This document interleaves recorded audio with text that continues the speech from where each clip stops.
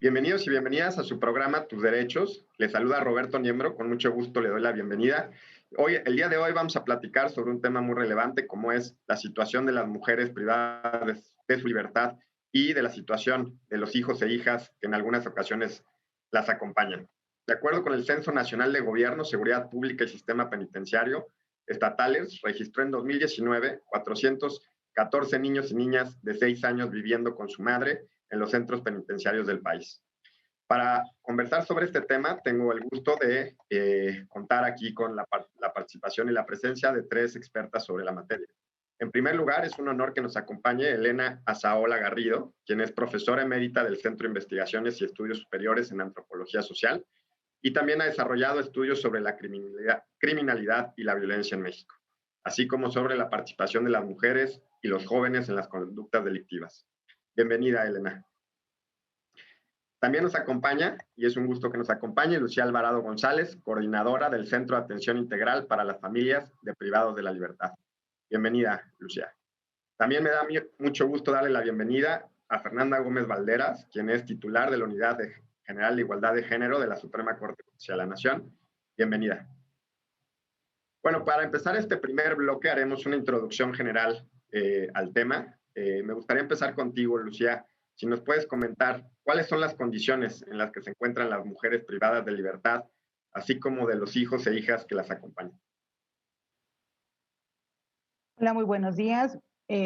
Bueno, la situación actual del sistema penitenciario en general y de las mujeres que están con sus hijos en prisión, pues es una situación de crisis. El sistema penitenciario se encuentra en una situación de mucha sobrepoblación, hay hacinamiento en una gran mayoría de las prisiones mexicanas. Esto mismo hace que los servicios a los que tienen derechos estas mujeres no estén garantizados dentro de los mismos, y desde luego que esto mismo conlleva la vulneración de derechos de los niños que acompañan a sus madres.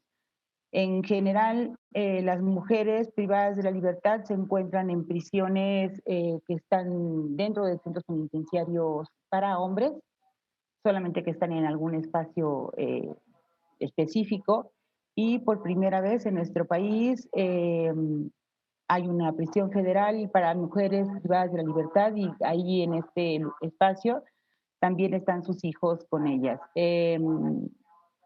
Es importante decir que aquí en la Ciudad de México contamos también con un área donde están las mujeres privadas de la libertad, que es Santa Marta, y ahí está un gran número de mujeres con sus hijos, y la verdad que no hay gran diferencia entre todos los espacios carcelarios, porque casi todas las mujeres que guardan este espacio con sus hijos en prisión están llenas de vulnerabilidades.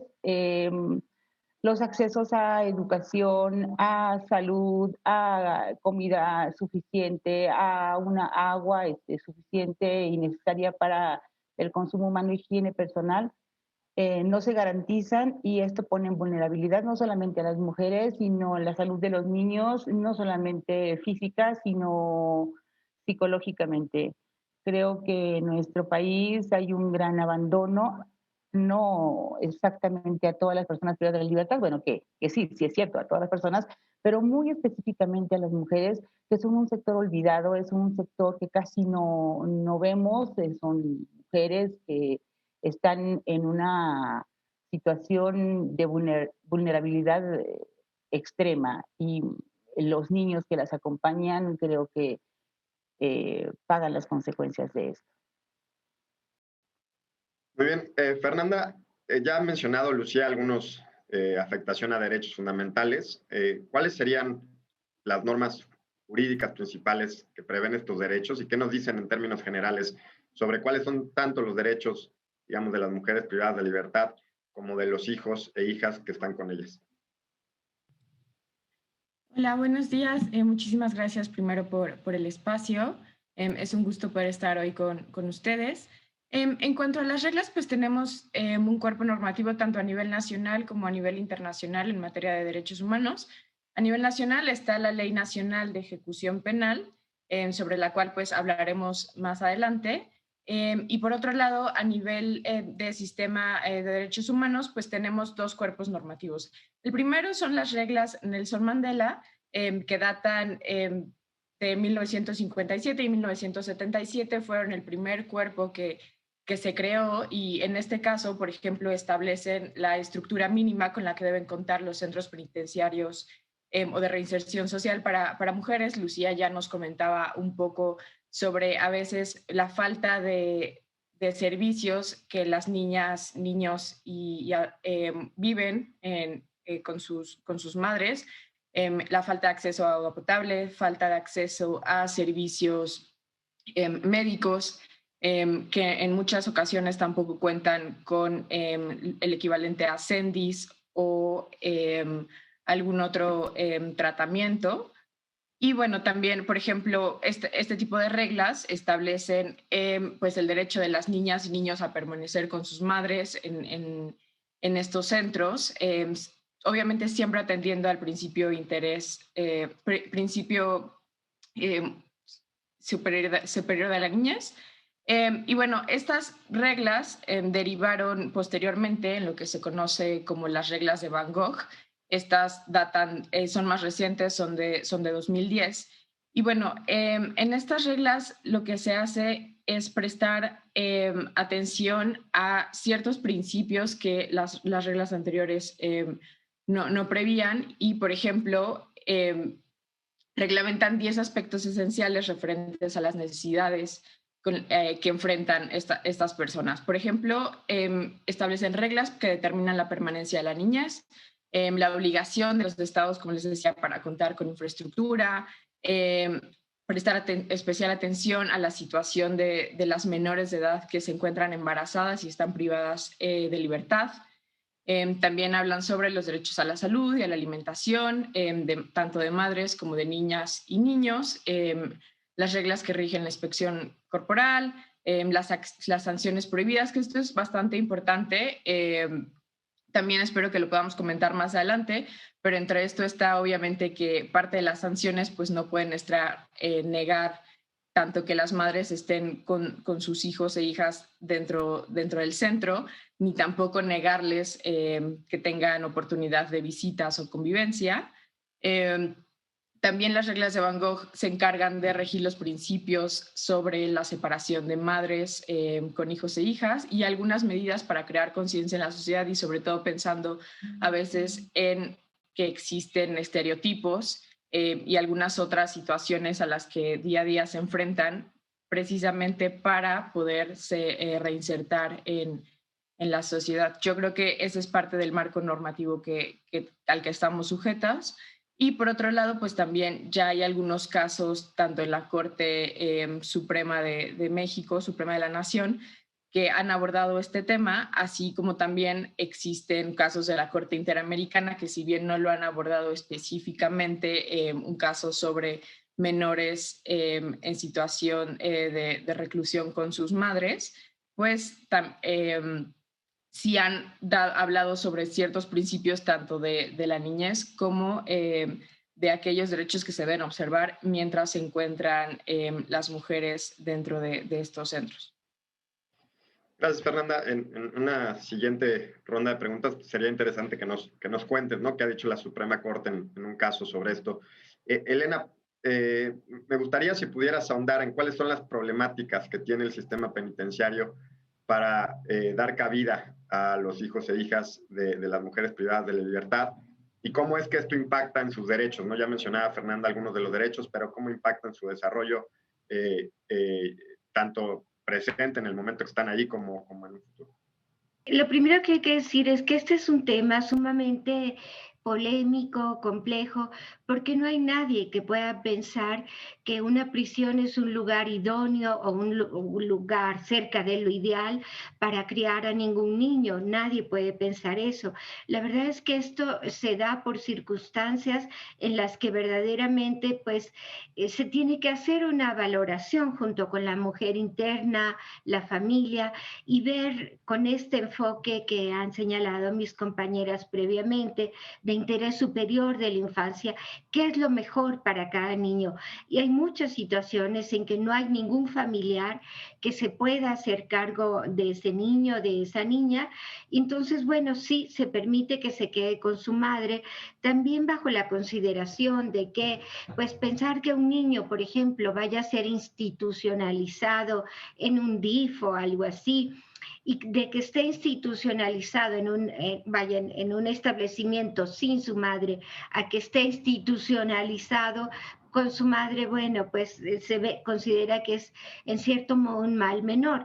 Pero hay que resaltar esta situación de abandono en que se encuentran las prisiones. Nunca son una prioridad en los presupuestos, para nada. Tienen enormes carencias que hoy en día fundamentalmente se reflejan en que no hay abasto de medicinas, los alimentos son absolutamente insuficientes, de baja calidad, en los espacios hay hacinamiento, entonces los niños pues viven en estas condiciones. Hay que recordar que fue en la última parte del sexenio de Felipe Calderón, que poco antes de salir, él fue el que, porque anteriormente era un poquito mucho a discreción, cada director resolvía si admitía que se quedaran allí niños o no y hasta qué edad. Y esta norma que puso Felipe Calderón admitió que los niños pudieran estar ahí hasta los 6 años. Después la Ley Nacional de Ejecución Penal puso 3 y bueno, al darse cuenta que pues podría favorecer a otros niños hasta 6, se adoptó hasta 6. Pero el hecho es que sí, muy bien que pongan esa norma, vamos a decir, para permitirlo, pero sin que al mismo tiempo hubieran dotado de los espacios, de los recursos que aseguren el cumplimiento de todos los derechos de las niñas y de los niños. Entonces, ¿qué es lo que sucede? Que estos niños están quedándose en la misma cama que su madre, comen el alimento que su mamá le comparte. Y esto sobre todo ahorita se ha agudizado en tiempos de la pandemia porque no hay contacto con el exterior. Entonces las familias que de por sí difícilmente van a verlo, pero en algunos casos les llevaban a estas mujeres alguna cosa de alimentos especiales para los niños. Ahora todo ese contacto está suspendido por la pandemia. Entonces verdaderamente las madres y los niños pasan por unas carencias todavía más severas. Yo dejaría aquí esta primera participación. Muy bien. Lucía, allá mencionaba Elena la condición de la pandemia. Este es un tema recurrente que venimos comentando en todos los programas que hemos tenido durante la pandemia, que hablamos de distintos derechos fundamentales. ¿Cuál es tu opinión sobre este punto y cómo ha visto afectada la situación tanto de las mujeres como de los niños y niñas? Creo que ha sido gravemente afectada durante este periodo de la pandemia, ya que, como dice Elena Saola, en la gran mayoría de las prisiones fueron suspendidas las visitas. En el ámbito federal se cancelaron al 100% y el CEFERESO 16 no recibe visita hace ya un año. En otras prisiones estatales y locales, las visitas han sido restringidas, pero hay una particularidad. Los niños no pueden entrar a las prisiones ni las personas mayores de 60 años. Esto conlleva a una problemática, ya que las mujeres que se quedaron a cargo de estos niños, en su gran mayoría, son las madres de las chicas que están privadas de la libertad. Y también hay un dato que muchas personas que acompañan a estas mujeres en prisión son sus madres, sus abuelas y son personas grandes. Entonces, esto ha vulnerado el derecho que tienen los niños para visitar a sus madres en prisión. Creo que la pandemia vino a recrudecer toda la situación penitenciaria en nuestro país y vino a poner un ojo, un foco muy rojo en la situación de vulnerabilidad que guardan todas las personas privadas de libertad, pero en específico las mujeres, porque como bien dice Elena, los familiares son los que llevan casi todos los recursos para que una persona sobreviva en prisión. Los familiares son, aparte de las personas que llevan comida, agua, medicina, ropa, todo lo que se necesita para hacer la vida dentro, la vida diaria, dinero, y al cortar esta visita por la situación de la pandemia, trajo una serie de problemáticas mucho más fuertes que las que ya había anteriormente sin pandemia. Los niños, lamentablemente, los que visitan a sus madres, ni siquiera me quiero imaginar cómo están los niños que están dentro, ¿verdad? Pero los niños que visitan a sus madres, pues lógicamente no las han visto desde hace ya un año. Bueno, casi un año. En abril se cumple la restricción para las prisiones locales.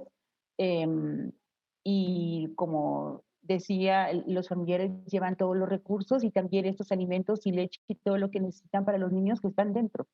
Entonces creo que esto vino a trastornar todo. Gracias, Lucía. Es momento de hacer un primer corte. Le recuerdo que estamos platicando sobre los hijos e hijas de las mujeres que están privadas de la libertad.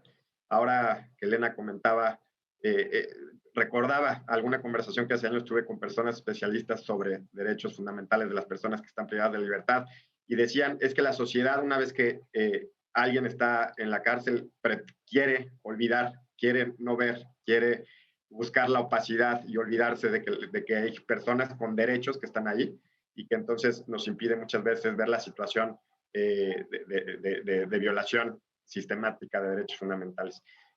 Bueno, ya volvemos. Este es un primer corte. Les recuerdo que están en su programa Tus Derechos.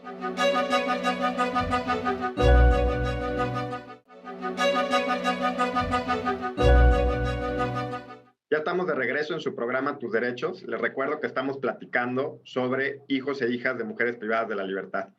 En el bloque anterior, Fernanda, comentaste algo sobre los estereotipos que existen, estereotipos de género que existen sobre las mujeres privadas de libertad y cómo esto puede afectar sus derechos. ¿A qué te refieres y cuáles son estos estereotipos comúnmente que podemos encontrar en la sociedad?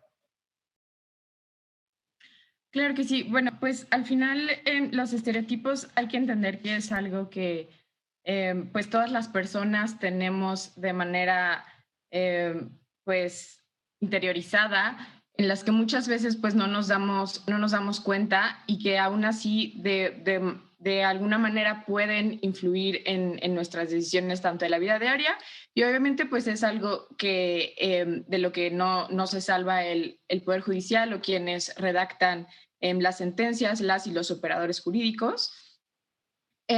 Particularmente sobre estereotipos de género, bueno, en la nueva edición del protocolo para juzgar con perspectiva de género, es más allá de ser parte fundamental de la metodología que se tiene que llevar a cabo para juzgar con perspectiva de género, pues es también un concepto que se desarrolla en la primera sección del protocolo.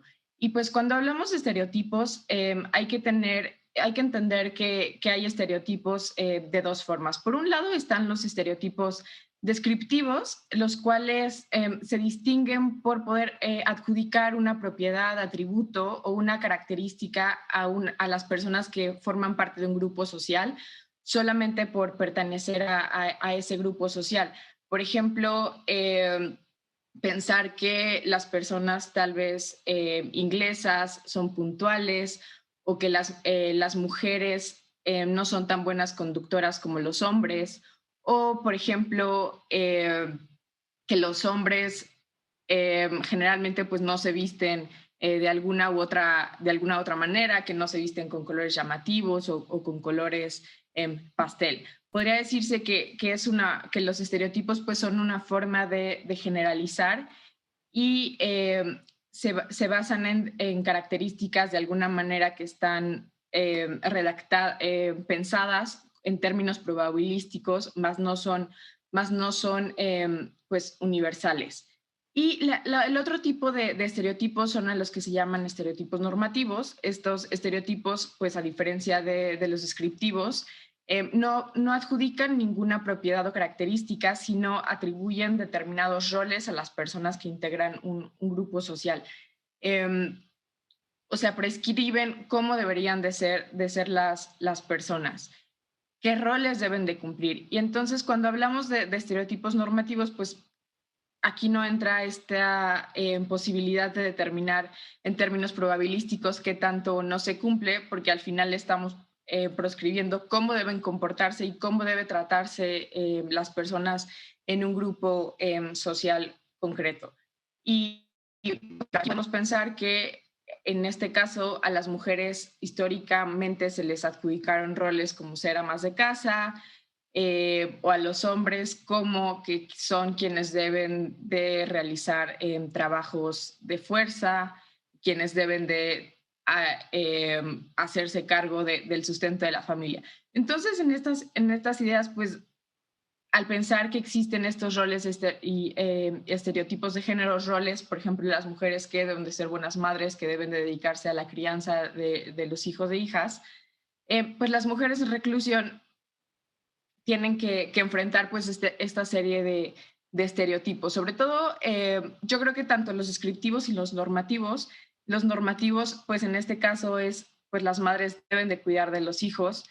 Una madre que, se podría pensar que una madre que está en prisión no puede cuidar de una manera, pues, óptima a sus hijos, y esto pues las hace todavía que estén sujetas a una condición mayor de vulnerabilidad, porque pues se puede llegar a decir que son malas madres porque no les están dando a sus hijos las oportunidades que deberían. Y esto claramente, como decían Elena y Lucía, es lo que finalmente tienen que enfrentar y afecta sobre todo las razones por las cuales alguna persona podría decidir o podría pensar que una menor o un menor está mejor afuera que dentro con su madre, y por tanto decidir que tiene que dejar de visitarla o que ya no puede estar con ella, sin tomar en cuenta pues la otra serie de características y otras condiciones que se deben atender en el caso concreto. Muy bien, gracias. Elena, nos hablabas del interés superior de la niñez. Eso no sé si nos lo pudieras aclarar, para aclararnos también al público que nos ve. Y también, ¿cómo es que la situación, ya mencionabas algo, pero cómo es que la situación de privación de la libertad afecta el desarrollo integral de los niños y niñas? Sí, es muy buena pregunta, porque en realidad, digamos que tiende a hacerse como una especie de fórmula, una expresión, interés superior de los niños, como si entonces cualquiera dice, no, yo estoy en favor del interés superior de los niños, pero no, eso no tiene cualquier significado, tiene un significado muy preciso. Interés superior de la infancia significa aquel estado en el que se pueda cumplir de la mejor manera con todos y cada uno de los derechos que tiene la infancia. Y este es el tema. No hay manera de cumplir con este interés superior de la infancia cuando los niños están adentro, porque ellos no tienen garantizado ni siquiera el derecho a la alimentación, el derecho a la salud. No hay médicos especializados que puedan atenderlos a ellos. Entonces, de manera que si los niños se enferman, verdaderamente es un suplicio para ellos, para las madres, porque a ver si los atienden, a ver si les dan alguna cosa. Entonces, no está garantizada la salud, no está garantizada la educación para nada, la recreación. Entonces, ¿qué es lo que sucede con estos niños que viven en esas condiciones? Bueno, a fin de cuentas, podemos reducirlo señalando que es una manera de coartar, de limitar, de reducir sus posibilidades de un desarrollo pleno y sano a los que ellos tendrían derecho. No hay manera que esto se cumpla en las condiciones en las que viven en una prisión, como describí, en ese espacio súper chiquitito que tienen que dormir forzosamente con la madre. Ellos no tienen una camita, un lugar especial, un lugar para jugar, para esparcimiento. Ellos están permanentemente en medio, rodeadas de 8, de otras 10 mujeres, que algunas estarán también con sus niños en un espacio reducido en el que a veces no pueden salirse de una cierta área, a veces ni siquiera tienen agua. Y entonces, como lo hacía Lucía, también hay que pensar no solo en estos niños que están adentro, sino también en aquellos niños que están afuera. Y aquí es muy interesante señalar que hoy en día se ha creado una organización que inició a organizarse en los países del Cono Sur, se llama NAPES por sus siglas, que son niñas, niños y adolescentes con sus padres o sus referentes que están en prisión. Y lo que han hecho esta organización de estos niños y adolescentes es justamente hacer visible y llamar la atención a la sociedad que aunque ellos no cometieron ningún delito, ellos están sufriendo las consecuencias porque ellos han sido privados de su padre o de su madre. Y bueno, pues sí, esto es así, pero ellos tienen una voz y ellos quieren hacer saber que esto también les causa graves daños, que para un niño, para una niña es muy doloroso vivir sin su padre, sin su madre. Y también el hecho, otra cuestión que es específica de género, es el hecho de que es distinta la situación de los niños y niñas que tienen a su padre en prisión que cuando tienen a su madre. Cuando tienen a su padre en prisión, que son la gran mayoría de niños, porque son muchos más hombres que mujeres los que están en prisión, pero esos niños generalmente se quedan con la madre, es decir, sí pierden al padre, lo cual es terrible, pero se quedan con la madre. En cambio, ¿qué pasa con los niños y niñas cuya madre va a prisión?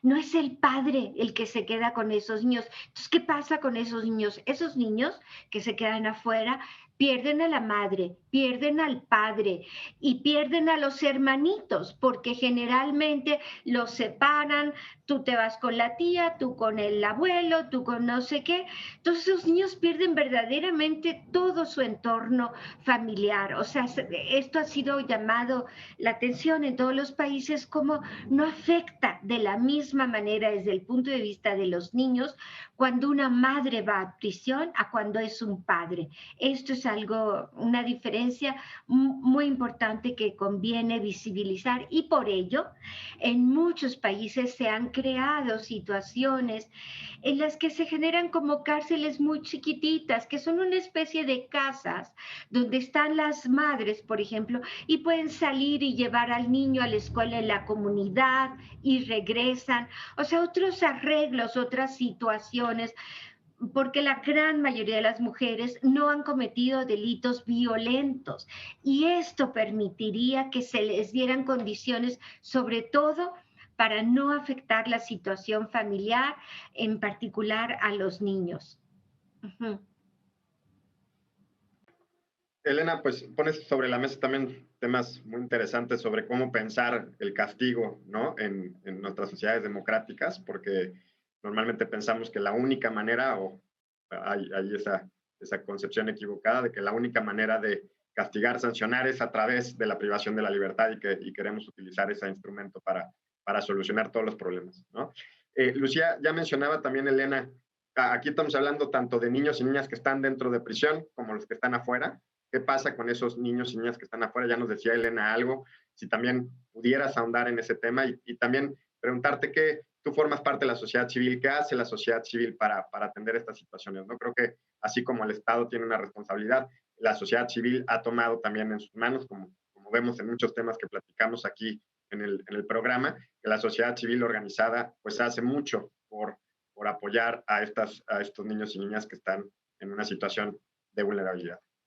En general, en nuestro país hay un rezago en la protección de los derechos de los niños que son familiares de una persona en prisión. Ni siquiera hay un censo fiable. No sabemos cuántos niños. La Asociación Civil Reinserta tiene contados 700 niños, pero esas cifras son inciertas.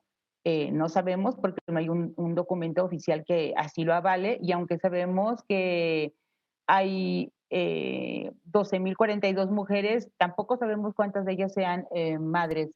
Em, es, es difícil hablar sin cifras que el gobierno no está dando. Quiere decir muchísimo que estos niños no están siendo eh, vitales para su atención del gobierno, y cabe decir que las familias que se quedan a cargo de los niños, ya sea porque su madre está en prisión o su padre, o los niños que salen de la prisión, la gran mayoría quedan en las familias maternas. Las mujeres que están privadas de la libertad, la gran mayoría dejan a sus niños en custodia de sus madres, de sus hermanas o de sus abuelas, quien los pueda cuidar.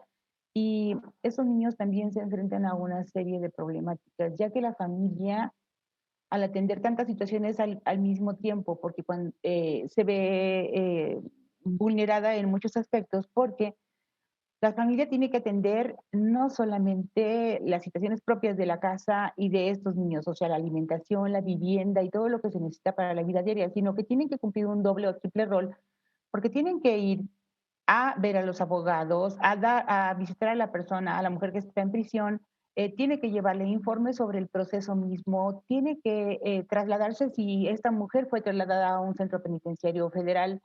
em, Tiene que tener dinero para pagar esa defensa, en un momento dado si tiene defensa privada, y al mismo tiempo cumplir con estos roles que está como amarrada de cuidar a estos niños que quedaron bajo su custodia y cuidado, y organizar su vida. Entonces creo que también es un problema de género que recae en las mujeres de las familias al cuidar a estos niños, y esto vulnera mucho más los derechos porque las niños que están fuera con sus familiares no tendrán las mismas oportunidades, ya que la situación económica de la familia se vulnera y tampoco hay el tiempo suficiente para que estas abuelas, madres, hermanas o quien se quede en custodia de los niños le tenga la suficiente atención y pueda garantizar todos los derechos a los que un niño tiene.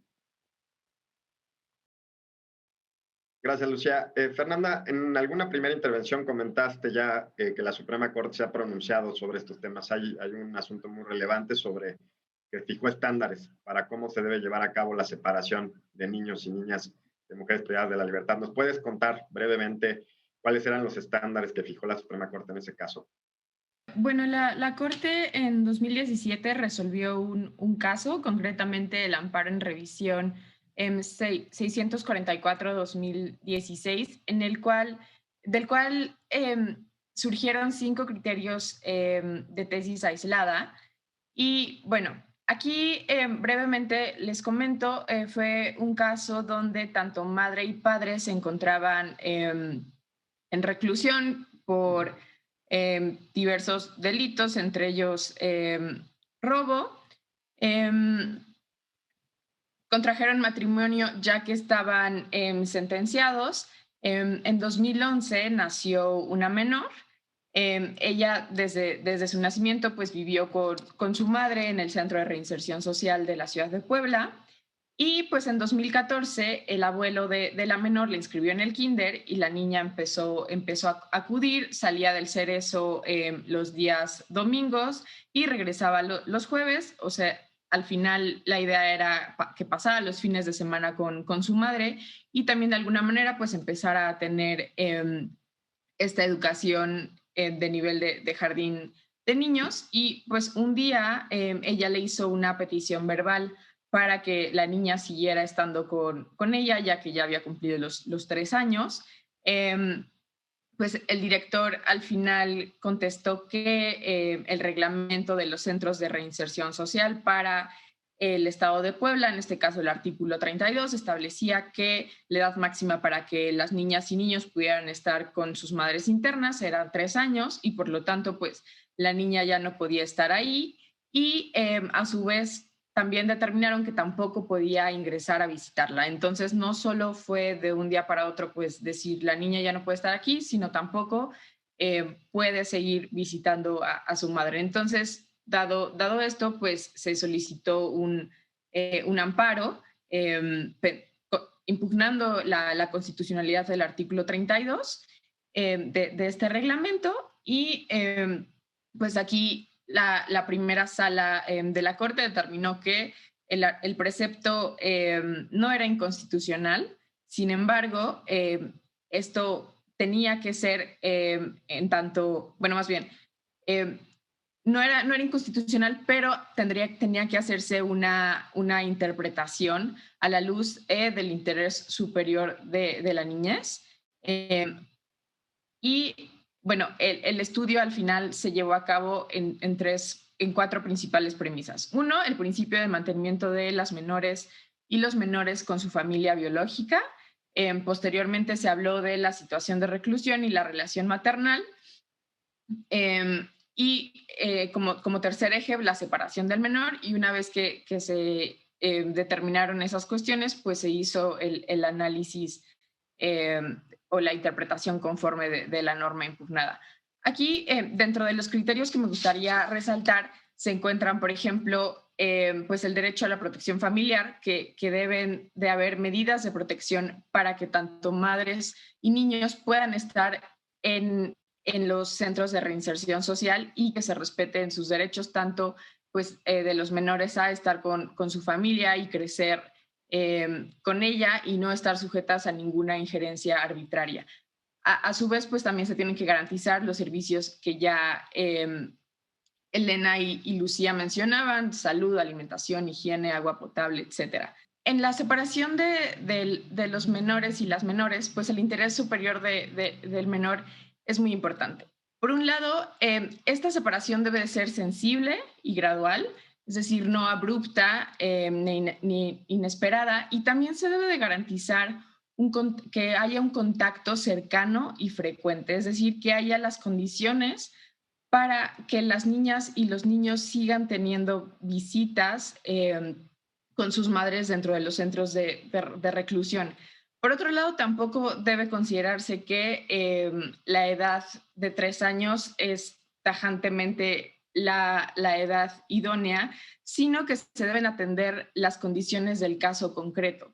En este caso,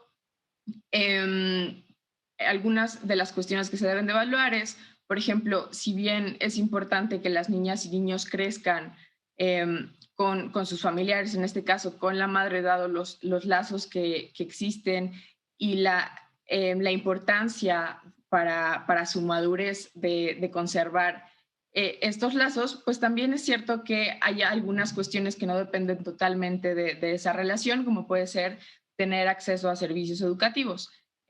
Por lo cual, todas estas decisiones siempre deben de tomarse pues a la luz de qué es lo que mejor podría atender al interés superior de la niñez. Y en este sentido hay algo que en este caso no sucedió y que nunca debe olvidarse, que es atender a la opinión de las y los menores con base en su madurez. Tomarlos en cuenta, escucharles y también brindarles una explicación, decirles por qué ya no pueden estar adentro con sus madres, por qué ahora las van a visitar, porque en este caso pues fue algo que sucedió, simplemente se tomó la decisión, la niña nunca fue consultada ni tampoco se le brindó una explicación y de un día para otro pues dejó de ver a su madre. Creo que esa es parte de los criterios pues, más relevantes que surgieron a partir de la resolución de este caso y que nos brindan pues, un panorama también basado en lo que ya se ha decidido en otras cortes, por ejemplo, la Corte Constitucional de Colombia en un caso similar. Gracias, Fernanda. Sí, sin duda es un asunto que hay que revisar, hay que consultar de lectura obligada para quienes estamos interesados en estos temas y saber los estándares jurídicos que se han establecido para el sistema constitucional mexicano. Es momento de ir a un segundo bloque, ya regresamos. Les recuerdo que estamos platicando sobre los hijos e hijas de las mujeres privadas de la libertad y estamos conversando con 3 expertas sobre la materia. No se vayan.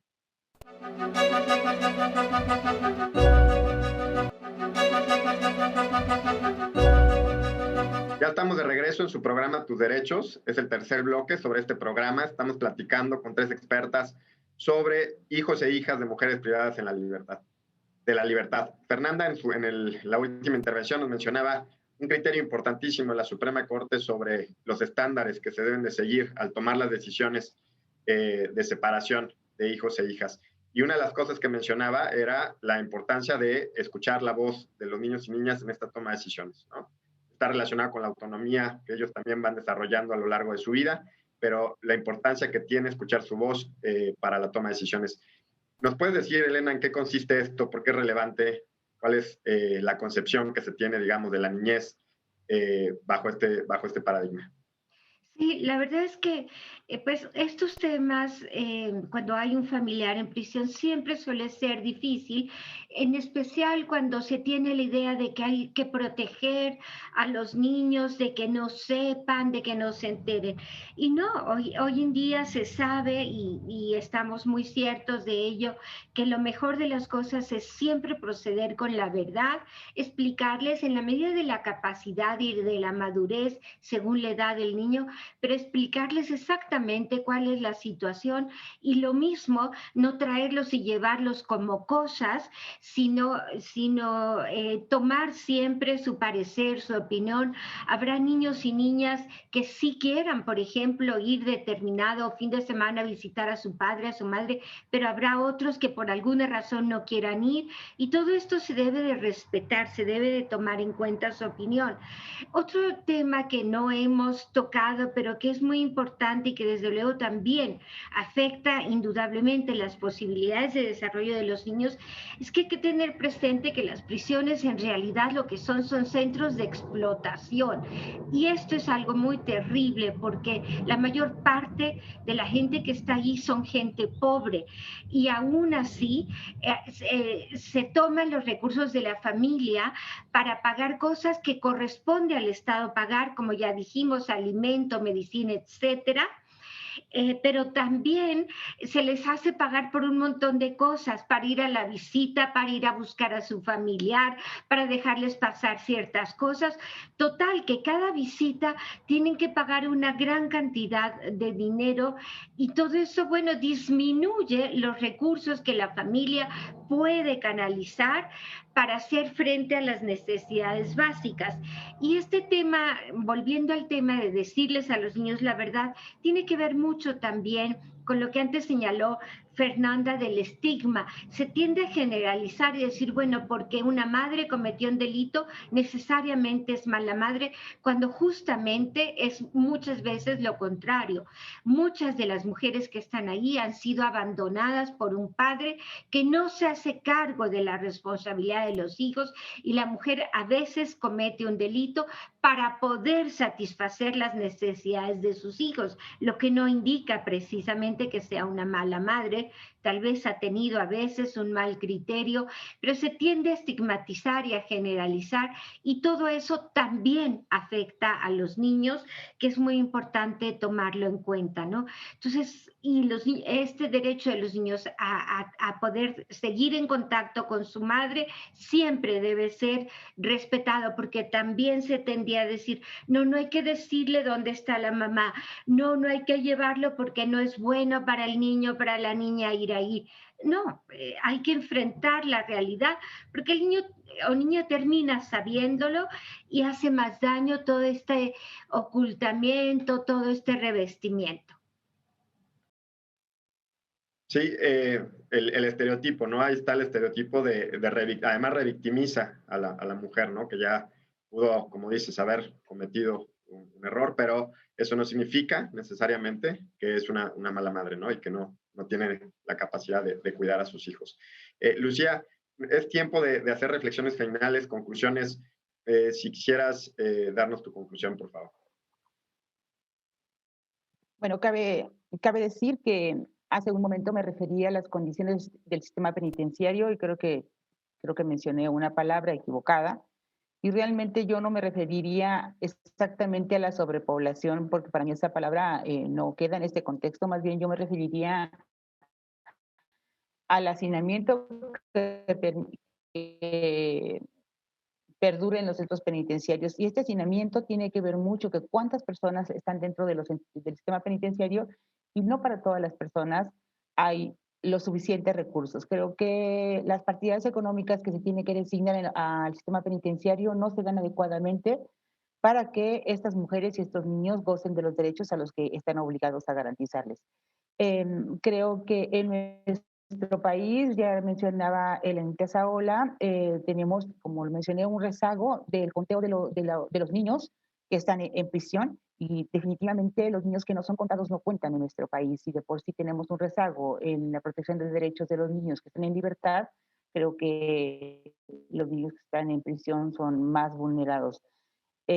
Y bueno, Elena Saola acaba de decir una citación que realmente sí me gustaría mencionar. Los actos de corrupción que existen dentro de los centros penitenciarios es una situación que vulnera mucho más a las familias, porque las familias económicamente se desgastan. Entonces, una familia aproximadamente, llevando lo mínimo indispensable cada visita a estos centros penitenciarios, puede gastar entre 1,000 y 1,500 cada visita.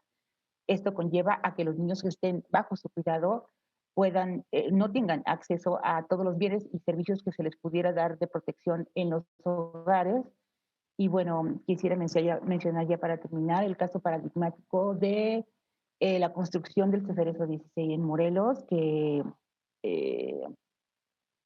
fue un error garrafal al construir un centro que solamente pudiera contener a las mujeres presas por delitos federales. Estas mujeres están en una vulnerabilidad mayor, ya que se dificulta ir a visitarlas para sus familiares. Son mujeres que son de todas partes de la República Mexicana, y estas mujeres viven con niños menores allá adentro. En la pandemia fue sigue siendo muy difícil el acceso a ellas, y creo que hubieran podido tomar determinaciones más adecuadas, porque estas mujeres tuvieran que estar en sus estados, en prisiones locales, en un área a lo mejor solamente restringida para delitos federales, y no construir este penal tan costoso donde las trajeron a todas y donde se vulneraron y se siguen vulnerando todos sus derechos.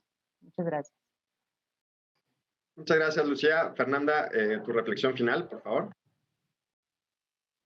Sí, Roberto, hace rato mencionabas pues algo importante, el hecho de replantearnos si sancionar con prisión pues es la sanción adecuada o el medio para tener justicia.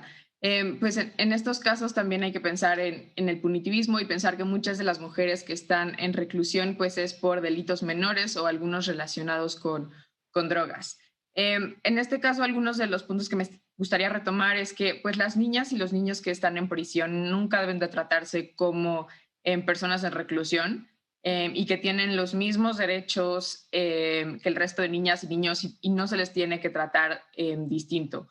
Por otro lado, pues hacer mención de la obligación que tienen los estados pues de proveer esta infraestructura adecuada, que pues tristemente en la mayoría de estos casos no se satisface.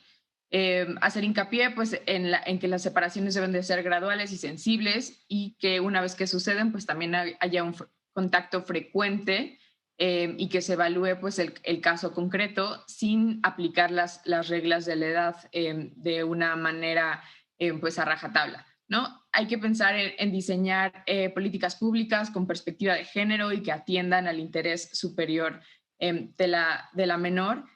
Y pues en el contexto específico de la pandemia, pues tenemos que pensar no solo en medidas de higiene, sino como ya mencionaban Lucía y Elena, pues pensar en los regímenes de visitas, en cómo estas niñas y niños que se encuentran en el exterior, pues durante todos estos meses no han podido visitar a sus madres, o quienes se encuentran adentro y pues tampoco han podido tener acceso a ciertos servicios dada la pandemia. Por otro lado, pues tenemos que atender a la generación de datos, y estos datos pues a su vez nos ayudan precisamente a desarrollar y a evaluar estas políticas públicas de las que ya les hablaba. Y finalmente también reflexionar sobre no solamente pues identificar los estereotipos en general y estereotipos de género, sino pues al estar juzgando un caso o también actuando como una autoridad del Estado mexicano, pues identificarlos y desecharlos al valorar los hechos, como es parte de la metodología que presentó el protocolo para juzgar con perspectiva de género de la Corte. Muchas gracias, Fernanda. Elena, tu conclusión, por favor. Muy brevemente, nada más decir que tenemos que hacer toda una labor muy importante hacia la sociedad para sensibilizarla y humanizarla, porque hay todo un discurso que tiende siempre a estigmatizar a los delincuentes sin darse cuenta que, bueno, que los delincuentes son personas que forman parte de nuestra sociedad y que muchas veces son dadas sus condiciones de vulnerabilidad en las que han crecido y se han desarrollado, los que pueden llevarlos a cometer delitos, pero de que de cualquier manera tenemos que darles la oportunidad de que regresen a la sociedad, pero ser muy consciente de que sus hijos e hijas tienen derechos y que hay que satisfacerlos al máximo para que estos niños y niñas pues crezcan y sean personas que sean respetuosas de las leyes y de las normas sociales. Muchas gracias, Elena. Muchas gracias a las tres por estas excelentes intervenciones. Me quedo con esta última idea. Las personas que están en reclusión, las personas que están privadas de la libertad, también son titulares de derechos y esto es lo que hay que enfatizar. No podemos pensar que una vez que están privadas de su libertad ya no tienen. Y lo mismo sucede con los hijos e hijas que están ahí con ellas, ¿no? Ya decía Fernanda, también tienen los mismos derechos que cualquier otro niño o niña que está fuera y eso no lo podemos perder de vista. Y, efectivamente, como lo han comentado, pues hay muchos retos por delante para cumplir esos derechos que, digamos, tenemos tanto en la Constitución como en los convenios internacionales, como ya decía también Lucía, en la Ley Nacional de Ejecución Penal. Pues bueno, les agradezco que nos hayan acompañado. Les recuerdo que este es su programa Tus Derechos y el día de hoy platicamos y les agradecemos a las tres expertas por habernos dado sus conocimientos sobre la situación y los derechos de los hijos e hijas de las mujeres privadas en la libertad. Nos vemos la próxima semana.